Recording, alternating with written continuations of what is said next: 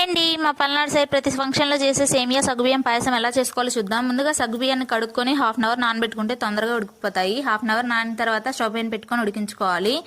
ఇప్పుడు స్టవ్ పైన ఇంకో ప్యాన్ పెట్టుకొని నెయ్యి వేసుకొని డ్రై ఫ్రూట్స్ని వేయించుకోవాలి. డ్రై ఫ్రూట్స్ లేకపోయినా ఎండు కొబ్బరి అయినా వేసుకోవచ్చు. ఇలా డ్రై ఫ్రూట్స్ అన్ని వేగిన తర్వాత ఆ నెయ్యిలోనే సేమియాలు కూడా వేసుకొని దోరగా ఫ్రై చేసుకొని పక్కన పెట్టుకోవాలి. ఇప్పుడు మనకు ఆల్మోస్ట్ సగ్గుబియ్యం ఉడికిపోయాయి. ఇప్పుడు ఇందులోకి బెల్లం వేసుకోవాలి 1 కప్పు. మీరు ఈ ప్లేస్లో చక్కెర అయినా వేసుకోవచ్చు. చక్కెర అంత హెల్దీ కాదని నేను బెల్లం వేసాను. ఇప్పుడు కొంచెం సాల్ట్ కూడా వేసుకుంటే మనకు టేస్ట్ చాలా బాగుంటుంది. ఒక 5 మినిట్స్ బాయిల్ అయిన తర్వాత సేమియాలు కూడా వేసుకోవాలి. సేమియాలు కూడా ఉడికిన తర్వాత యాలక్కాయలు అలాగే లాస్ట్లో కొంచెం పాలు పోసుకొని 5 మినిట్స్ మరిగించుకుంటే సరిపోతుంది.